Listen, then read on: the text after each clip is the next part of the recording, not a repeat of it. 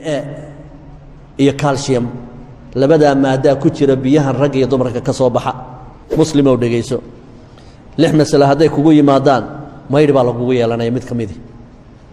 waa tan habeenkii dhaweydii ka waramayay culimadii xeebta u dhaadhacday odayga 70 jirka u tagtay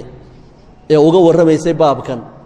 wiil war waxana la saarkan waxana ka sheekeynayaan waa maxay war maano ooridaydii xalaash ahayd u tagay ba waxa leedin mayr baa kugu waajiba waligay baa anagu culimo kala maanaan maqal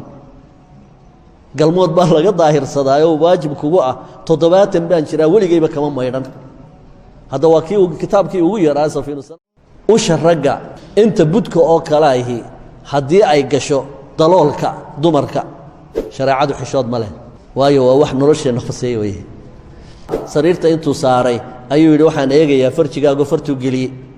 dabadeedna biyihii baa ka soo baxay manidii saqajaanada gacmahooda isticmaala ayaa qaarkood gacantooda isticmaalona biyihii iska keeneen vitamin A iyo calcium labada maada ku jira biyaha rag iyo dumarka ka soo baxa muslim oo dhageyso lix mas'ala haday kugu yimaadaan mayr baa lagu yeelanay mid kamid waa tan habeenkii dhaweydii ka waramayay culimadii xeebta u dhaadhacday odayga 70 jirka u tagtay ee uga waramaysay baabkan wiil war waxana la saarkan waxana ka sheekeynayaan waa maxay war maano ooridaydii xalaash ahayd u tagay ba waxa leedin mayr baa kugu waajiba waligay baa anagu culimo kala maanaan maqal galmood baa laga daahirsadaayo waajib kugu ah 70 baan jira waligayba kama maydhan hada waa kii kitaabkii ugu yaraa safiinu sanadka ayaaba tilmaamaya lix mas'alo haday dhacaan way mayr baa waajiba dhagaha ay fura mayr baa waajiba kow ilaajul hashafati fil farji usharaga inta budka oo kala ahi hadii ay gasho daloolka dumarka ee hore intaas haday isku libidho iyada iyo isagaba mayr baa ku waajiba haday doonto labadooda wax biyo ay ka imanin shariicadu xishood ma leh waayo waa wax nolosheena khaseeyo way usharagu inta budka u eega haday ku libidho daloolka dumarka haday ku libidho walow biyaba ay ka iman labadooda galitaanka ay iskaleen dunta iyo irbadu waxay waajibisaa mayr bay waajibisaa wa khurujul maniyi qof baa maniyi ka timi ama dumar ha ahaado ama rag ha ahaadeen way seexdeen way riyoodeen deedna way janaaboodeen oo mani baa ka timi dumarkuna way mani way leeyihiin waati saxaabiyadii nabigeenu qaba calayhi salaatu wasalaam salama ay afka isqabatay tiri oo dumarku miyay riyoodaano biyaa ka yimaada uu nabigu yiri sakiladka ummuka hadaa maxay caruurtu uga ekaataa hooyooyinkood mararka qaarkood dumarkuna way ixtilaamaano biyo way ka yimaadaan raguna way ixtilaamaano biyo way ka yimaadaan ama kayfiyad kala bay uga timi si kala bay uga yimaadeen biyihii mesela gabadhii tusaale ahaan baa dhakhtar u tagtay ayadoo ka cabanaysa inta macdanta dabadeedna wiil dhakhtaraba sariirta intuu saaray ayuu yiri waxaan eegayaa farjigaaga fartu galiye dabadeedna biyihii baa ka soo baxay manidii mayr baa lagu leeyahay walow ninba uu kalmoon haday biyo ka yimaadaan iyay oranin daahir baate waa inay maydhata ama wuu fikiray ninkii oo maskaxdiisa waxa ku soo dhacay isagoo la ciyaaraya ooridiisii sidoo maskaxdiisa uga shaqaysiinay in bay biyihii soo boodeen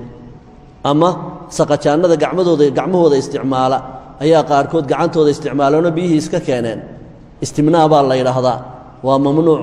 caafimaadkana way u daran yihiin adu kayfiyaday doontaba biyuhu ha ku yimaadaan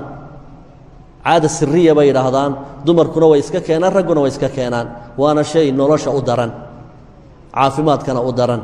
in biyaha maxaan ku raad dariiqadii saxda ay dariiqaan ahayn la iskaga keeno dhowr cudur baa ka dhasha cudurro waaweyn baa ka dhasha rag iyo dumarkaba kuwii aad u isticmaala bahashaas oo waxay yiraahdaan cilmiyan maadadan soo baxaysa laba maado qaaliya baa ku jira vitamin A iyo calcium labada maada ku jira biyaha rag iyo dumarka ka soo baxa vitamin A-gu wuxuu aad u caawiyaa indhaha iyo fahmada iyo xasuusta calciumtuna waxay u caawisaa dhismaha lafaha ayay caawisaa marka ruuxu hadduu dariiqadii loogu talagalay dariiqo aan ahayn uu iskaga keeno wuu indha dareeyaa lafihiisuna si sahlan bay u jabi karaan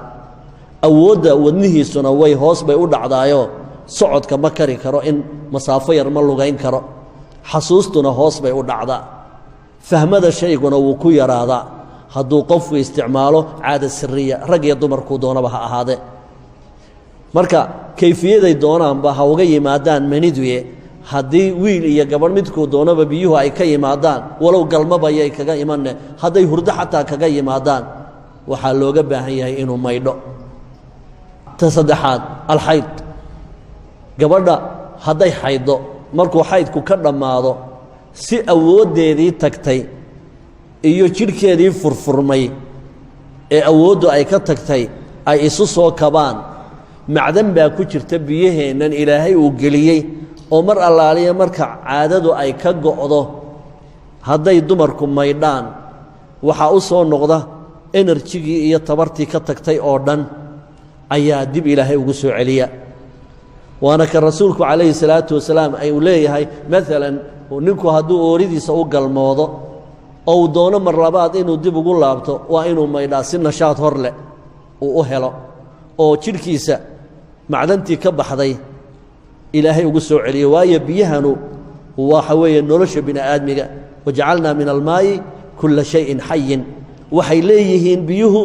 awood yacni dheeraad ah oo ay jidhka firfircooni horle u geliyaan marka gabadhu markay xayddo markuu xaydku ka dhammaado inay maydhataa waajiba wannifaasu haddii gabadha dhiiggii dhalmadu ka yimaado intay carruur dhasho ama ay dhicisay deedna dhiiggii uu ka yimaado markuu dhiiggaasi ka go'o inay maydhataa ku waajiba walwilaadatu tashanaad haweentu hadday dhasho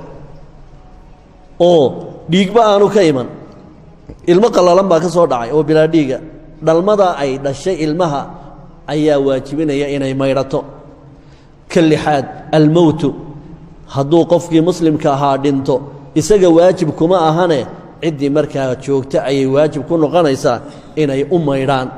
lixdaa masalo ayaa cinda shariica waajib ay tahay in qofka bini aadmiga loo maydho hadduu meyd yahay ama uu maydho haddii uu yahay maxaan ku idhaha xilo saamad